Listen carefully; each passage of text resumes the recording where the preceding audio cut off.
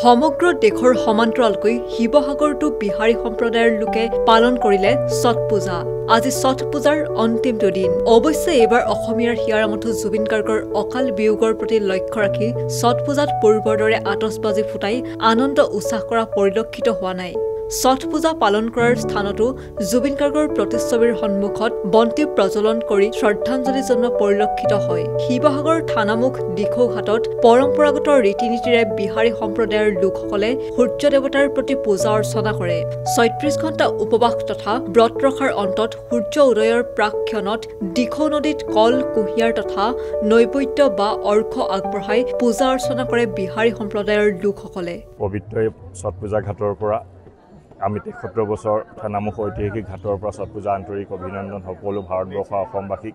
জয়তে আমি ছট পূজা ভাগি পাতিব লাগে, যিহেতু পাতিছোঁ তিথি অনুযায়ী, কিন্তু আমি দুখৰ মাজত ছট পূজা ভাগি উদযাপন কৰিব লৈছোঁ, যিহেতু আমাৰ হিয়াৰামঠু জুবিন দা আমাৰ মাজত নাই।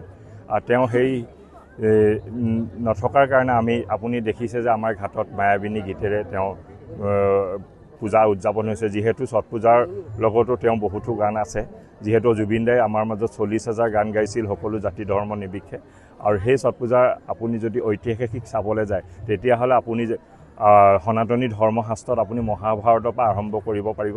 যিহেতু কৰ্ণই যেতিয়া ধনুবিদ্যা আছিল তেখেত, আৰু তেওঁ যেতিয়া সূৰ্য ষষ্ঠী ব্ৰত কৰিছিল, আপোনালোকে দেখিছে যে ঘৰৰ পৰা তেওঁলোকে ঘাটৰ অভিমুখে যিসকলে সূৰ্যক প্ৰণাম দি তেওঁলোক আহে ঘাটলৈ, আৰু তেওঁলোকে ঘাটলৈ আহি যিটো আধা বুকু পানীত তেওঁলোকে ৰখি মেলি যি সূৰ্য ষষ্ঠী ব্ৰত উদযাপন আয়োজন কৰে, সেই সূৰ্য ষষ্ঠী হেৰিয়ে হ'ল এই পূজা ভাগি।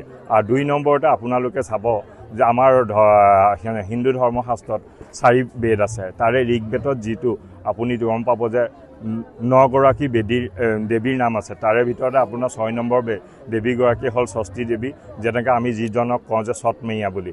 সেই ছট মাইয়াৰে আমি হেৰি কৰোঁ। আৰু এই পূজাৰ পৰা আপোনাৰ এটাই ইয়াৰ মনোবাঞ্ছা পূৰ হৈ যাওক, যিসকল লোকৰ তেওঁলোকৰ পুত্ৰহীনতাত ভুগি আছে আৰু যিসকলৰ শাৰীৰিক অসুস্থতাত ভুগি আছে, এই পূজা ভাগি ইমানেই আপোনাৰ শক্তি আছে যে এই পূজা ভাগি কৰিলে আপোনালোকৰ সকলো মনোবাঞ্ছাবোৰ পূৰ হয়। আৰু এই পূজা ভাগি কাতি মাহৰ শুক্ল চতুৰ্দশীৰ তিথিৰ পৰা আৰম্ভ কৰি আজি সপ্তমী তিথিত অন্ত কৰিব।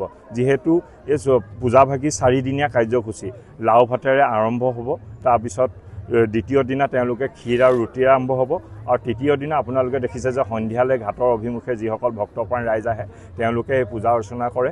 আৰু আজি সপ্তমী তিথিৰ দিনা যিহেতু আমাৰ বেলি উদয় হ'ব, এই বেলি উদয় হোৱাৰ লগে লগে তেওঁলোকে ঘৰ অভিমুখী হ'ব, আৰু এই ব্ৰতধাৰীসকল এই ঘাটতেই তেওঁলোকৰ পুত্ৰ সন্তান দি নিজৰ যি ব্ৰত আছে ৩দিনীয়া ব্ৰত, সেই ব্ৰত তেওঁলোকে ইয়াতে ব্ৰতটো ভংগ কৰি মেলি তেওঁলোকে ভক্তপ্ৰাণ ৰাইজসকলে ঘৰমুখে অভিমুখী হ'ব।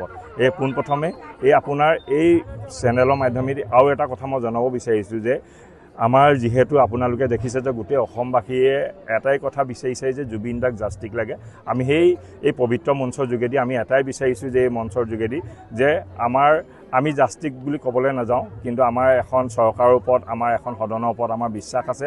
এই সদনে বহুত কম সময়ৰ ভিতৰত আমাক জুবিন দাক ন্যায় দিব, আৰু যিসকল দোষী আছে তেওঁলোকক কঠোৰ শাস্তি প্ৰদান কৰিব বুলি আমাৰ আশা ৰাখিছোঁ। শিৱসাগৰৰ পৰা মিছকাতুৰ ৰহমান, নিউজ ডেস্ক ৰিপৰ্ট।